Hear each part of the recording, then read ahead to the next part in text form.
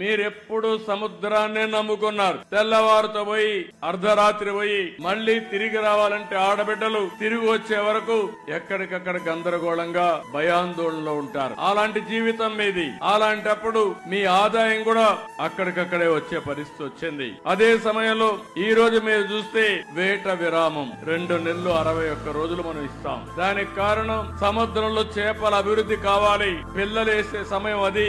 ఆ సమయంలో డిస్టర్బ్ అయితే చేపే ఉండదు. కాబట్టి విరామం ఇవ్వాలనే ఉద్దేశంతో విరామాన్ని ఇచ్చే పరిస్థితికి వచ్చాం. అదే సమయంలో ఒకప్పుడు మీరు విరామం ఇస్తే, ఎందుకంటే మీరందరూ కూడా ఇప్పుడు కూడా సముద్రానికి పోతేనే మీ కడుపు నిండుతుంది. ఒక రోజు పోకపోతే ఆ రోజు పస్తే.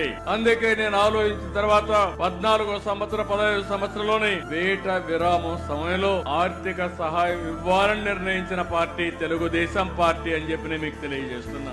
ఆ తర్వాత ఒక 10,000 ఇచ్చారు. 10,000 ఇచ్చారు గాని చాలా ఉపన్యాసాలు చెప్పారు. ఫిష్ ఆంధ్ర అన్నారు. 300 కోట్లు ఖర్చు పెడతా ఉన్నారు. ఏం పెట్టారో నాకైతే అర్థం కాలేదు. ఏ మత్స్యకారుడి జీవితమైనా బాగుపడిందా అని మిమ్మల్ని అడుగుతున్నా. మీకు లాభం జరిగిందా అని మిమ్మల్ని అడుగుతున్నా.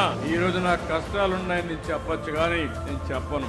అందుకే 1,29,178 కుటుంబాలకి 20,000 చొప్పున 259 కోట్ల రూపాయలు మీ అకౌంట్ లో ఈ రోజు నేను వేసానని చెప్పి కూడా నేను మీకు తెలియజేస్తున్నాను.